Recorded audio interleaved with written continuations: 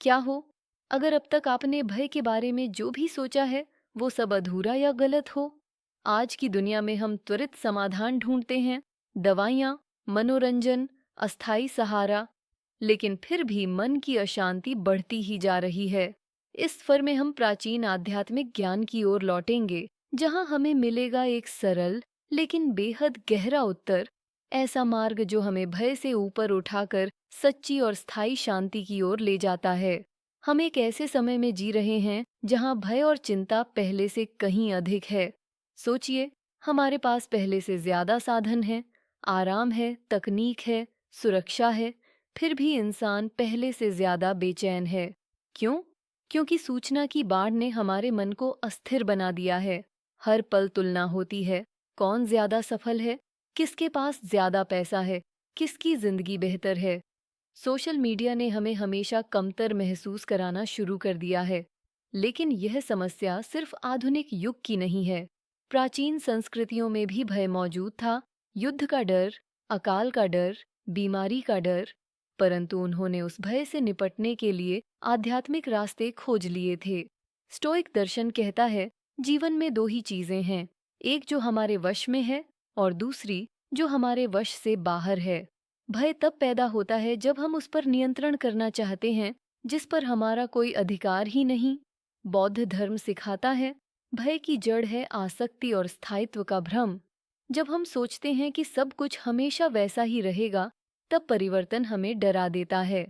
भागवत गीता में श्री कृष्ण कहते हैं, अगस्त्य श्रद्धानश्च संशयात्मा विनश्यति, अर्थात जो व्यक्ति संदेह और भय में जीता है उसका नाश हो जाता है। विभिन्न परंपराओं में भय को दुश्मन नहीं बल्कि शिक्षक माना गया है। भय हमें यह दिखाता है कि हमें भीतर झांकने की आवश्यकता है। तो उपाय क्या है? उपाय है भीतर एक ऐसा आंतरिक कंपास विकसित करना जो हर परिस्थिति में हमें मार्ग दिखाए। ध्यान और माइंडफुलनेस हमें वर्तमान क्षण से जोड़ते हैं। जब हम सांस पर ध्यान देते हैं तो अतीत और भविष्य का भय धीरे धीरे मिट जाता है। कृतज्ञता हमारे दृष्टिकोण को बदल देती है।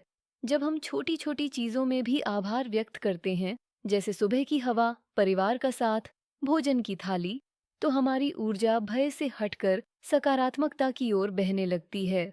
सबसे महत्वपूर्ण है आत्मकरुणा। जब हम अपनी भावनाओं को बिना कठोर आलोचना के स्वीकार करते हैं, तो भय भी धीरे धीरे कमजोर पड़ जाता है। पहला कदम, अपने भय को पहचानें। कागज पर लिखें, आपको किस बात का डर है, और फिर पूछें, क्या यह डर सच है या केवल मेरे मन की कहानी? दूसरा कदम, निर्णय लें, मूल्यों के आधार पर, भय के आधार पर नहीं। उदाहरण, अगर आप किसी नए काम को शुरू करना चाहते हैं लेकिन असफलता का डर है, तो देखें क्या यह कदम आपके मूल्यों, आपके जीवन के उद्देश्य से जुड़ा है। अगर हाँ, तो डर के बावजूद आगे बढ़ें। तीसरा कदम, वल्नरेबिलिटी को अपनाइए। जब हम अपने भय और कमजोरियों को दूसरों से साझा करते हैं, तो हमें पता चलता है कि हम अकेले नहीं हैं। कनेक्शन ही डर का सबसे बड़ा इलाज है। स्थायी शांति बाहर कहीं नहीं, भीतर ही है। भय को मिटाने की जरूरत नहीं, बल्कि उसके साथ चलना सीखना है, उससे सीखना है और उससे ऊपर उठना है। तो आइए आज से संकल्प लें कि हम अपने भीतर झांकेंगे, शांति को विकसित करेंगे और इस जटिल संसार में एक प्रकाश स्तंभ बनेंगे, जहां से अन्य लोग भी साहस और शांति पा सकें।